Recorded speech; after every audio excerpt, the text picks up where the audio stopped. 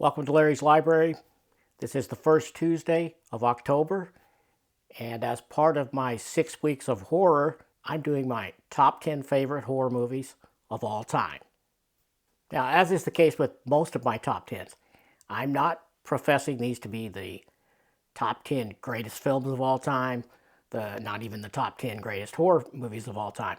These are just simply my top 10 favorite horror movies of all time. Now, another little bit I want to get out of the way first is nothing on this list is newer than 1994. And there's a couple of reasons for that. I mean, it's not only just because I'm old. I mean, that, of course, is a reason, but it's not the primary reason. See, as time went on, I just watched less and less movies. At one time, I was really, really, really into movies. And I considered myself a bit of a film buff there for a while. And I watched a ton of movies. And I went to a lot of movies. But as I got older and I got into other things, I just watched less and less movies. Part of that is because over the years, especially the last couple of decades, but even before that, there's just a lot more great stuff being put on television. More and more great TV shows, TV series, where I just had less and less time for feature-length films. I still watch some here and there, but not anywhere near to the level I did at one time. So over the years, I've just had less and less time for movies. So that's probably the biggest reason that most of these movies are pretty old. Now, before I get into this top 10, I should probably define what a horror film is. And that is something that's very, very hard to do. But in my mind, when I think of a horror movie, I think of a movie that has some sort of a extraordinary bad guy, meaning a monster, a demon, a ghost, and it could be, it doesn't have to be one of those things, but what I'm trying to get at is a horror movie to me is not a slasher film. Now, you can certainly combine genres together, of course, but to me, one of my favorite movies of all time is Psycho, the original Alfred Hitchcock Psycho. Love that film. It would be in my top 10 favorite films, for sure. But to me, that's not a horror film. That's a suspense thriller. That's a slasher film. In fact, Psycho started the entire genre of slasher films as far as I'm concerned. And I think that's probably fairly accurate. Good or bad, if you like slashers or you don't, it's not my favorite genre. But Psycho is one of my favorite films. But for me, that's not a horror film because the bad guy in it is just a human. Not a possessed human, not a half-alien human, it's just a human. And to me, a horror movie needs an extraordinary supernatural or alien or some sort of out-of-the-ordinary force that is the bad guy. So to me, that's what defines a horror film and separates it from just a suspense thriller or a slasher film. So that out of the way, we can get into the countdown. At number 10, I have the Night of the Living Dead. Now, this is the 1990 version. So this was a remake done with George A. Romero's blessing. In fact, he was part of it because he did write the screenplay for this one. So this one was directed by Tom Savini. Now, if you're a horror movie buff, I'm sure you know who Tom Savini was. Tom Savini was a well-known makeup artist for horror films. His gore effects were legendary, and he decided he was going to direct, and so he started doing some movies of his own.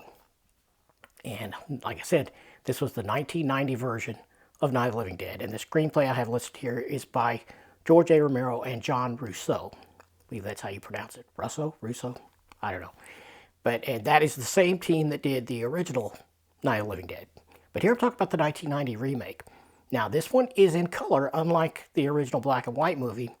And another contrast to that film is the lead here is a female. Now, you might not think that's a big deal by today's standards, but in 1990, you had a female lead in a horror / sort of action-y movie. That was a lot more of a novelty. Anyway, I really did like the acting in this one. I love the screenplay, and I thought it was a pretty good twist on a retelling, a remake of an old favorite. So that's why this is number 10 on my countdown. At number 9, I've got Poltergeist from 1982. Now, this was directed by Tobe Hooper, and the screenplay was by Steven Spielberg and, see, I'm looking at my notes here, Michael Grais and Mark Victor. I shouldn't have to say a whole lot about Poltergeist because it still, I think, is a very much a legendary ghost movie. And if you haven't seen that one, you really need to. It's great. At number 8, I have Day of the Dead. Now, I don't know what number of the Romero Dead movies this one is. I guess I should have looked that up. But this came out in 1985. And of course, it is written and directed by the master, George Romero. And in this one, if I remember right, it's been a while since I've seen it. This is the one where you're introduced to the character of Bub. And Bub is a zombie that that's a group of scientists tried to rehabilitate and teach to speak and try to wean him off of the idea that he just needs to eat humans. And they had him in a cage in this underground lab, and they were feeding him, I think, beef cow parts. And they taught him to say a few words, not much, but a little bit. And the lab is overran by some group or another of mercenaries, I think, if I remember right. It's been a while. And most of the scientists ends up getting killed. I don't want to give away the entire ending, but the pivotal scene in this one is where Bub, trying to protect the kind scientist who tried to help him, picks up a handgun.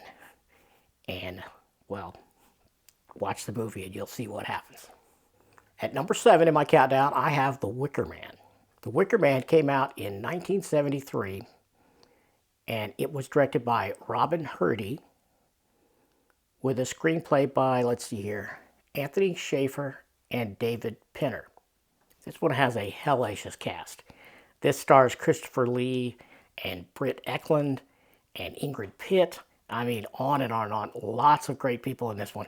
Fantastic film. I'm not even going to go into what it's about. It's too good to give away. But this one made a very lasting impression on me, and it is number 7 in my top 10 horror movies of all time. Check it out if you haven't seen it. There was a remake that came out a few years ago, and it was okay, but watch the original first. At number 6, I have Alien, and I'm talking about the original Alien, the first one. This came out in 1979. Of course, it's directed by Ridley Scott, with a screenplay by Dan O'Bannon and Ronald Shusett. Now, if you take away all of the sci-fi trappings of Alien, you take away the spaceship, what you have left is a classic haunted house thriller. You have the lead character trapped in a mansion.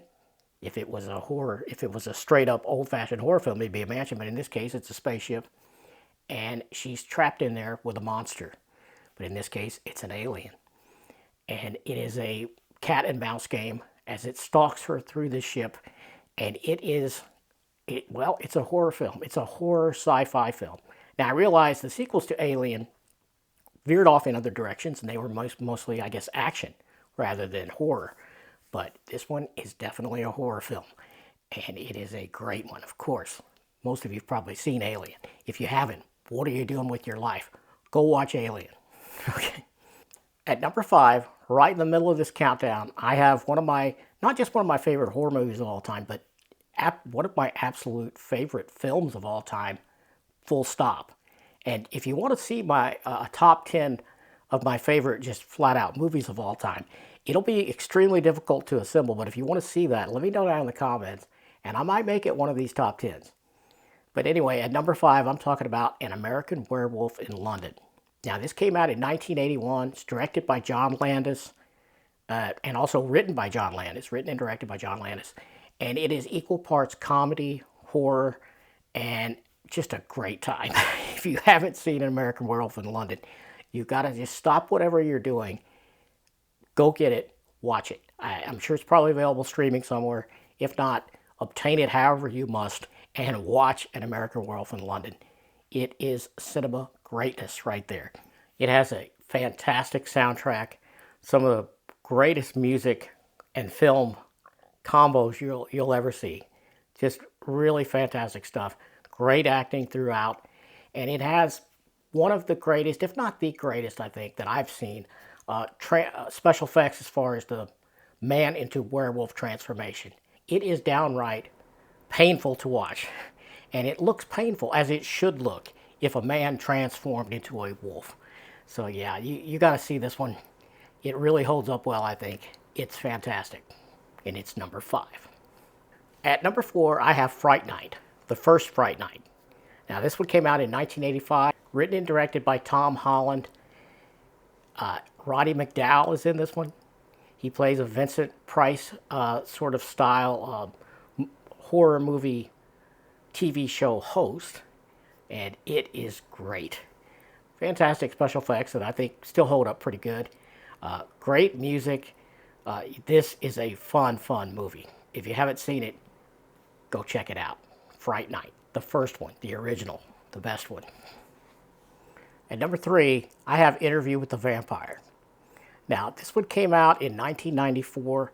It was directed by, Neil Jordan with a screenplay by Anne Rice herself. I don't know how well that'll focus, but the original writer of the novel Interview with the Vampire does the screenplay herself. And even though the copy I have here says has the motion picture blurb on the top that a lot of us don't like to have on our books, I did read the book before I watched the film, so I'm not sure. The movie must have been out, and I must have went and got the paperback and read it before I seen it, because I do remember having strong opinions on the casting here. And I wasn't the only one, because I thought, the vampire Lestat, he's tall, he's thin, and we're going to cast Tom Cruise as Lestat. And I thought, well, how in the world could that ever work? He's not certainly not tall, and while he's not fat, he's certainly not really what I would call thin. I mean, I know actors can change that around, but I just couldn't see him pulling off Lestat. Lestat is sort of has some, some feminine qualities, which I just couldn't see it. Couldn't see it at all. And I wasn't the only one, because Anne Rice thought the same thing. You can look up interviews with her, I'm sure, and still see that from the time and even after, where she thought, this is not going to work, this is terrible casting, Tom Cruise is not Lestat. And I went into watching the film thinking the same thing. Tom Cruise cannot pull off Lestat, the vampire. No way. Watch the movie. Blown away. Mind completely blown. Because Tom Cruise nailed it. He became Lestat right before our very eyes. It was unbelievable. And at that point, I realized how great of an actor Tom Cruise was. Had no idea before this. I mean, I thought he was okay, he was fine. Didn't really have an opinion one way or the other about him, to tell you the truth. And he owned Lestat. He became the vampire Lestat. Now I can't imagine anyone else playing Lestat. And Anne Rice was the same. She was doubting this would work until she started seeing some footage from the film with Tom Cruise as her character. And he nailed it. He completely nailed it. And this movie is fantastic. All-star cast. Tom Cruise, Brad Pitt, Kirsten Dunst, a very young Kirsten Dunst. Never forget that scene where she says, "I want some more." And if you've seen it, you know what I'm talking about. If you haven't, oh man, you're in for a treat. If you have not seen Interview with the Vampire, if you've never seen it before, wow. Watch it. Fantastic. Inspired music. Christian Slater is the interviewer. I mean, just on and on and on. The movie's fantastic. Yeah, see this movie if you haven't. You got to.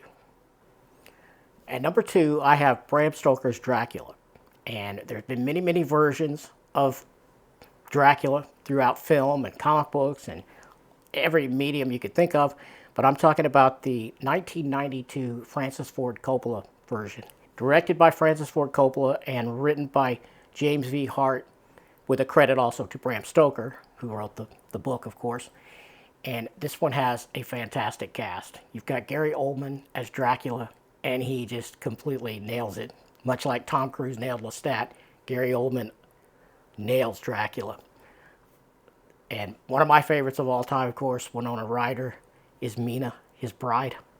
Oh yeah, yeah, just fantastic acting. Perfectly captured the book if you've read it. And if you haven't, you need to read that.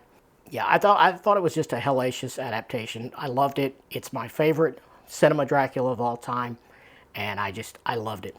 But my number one favorite horror movie of all time is, of course, Night of the Living Dead, the original 1968 George Romero version, written and directed by George Romero with a screenplay assist by John Russo.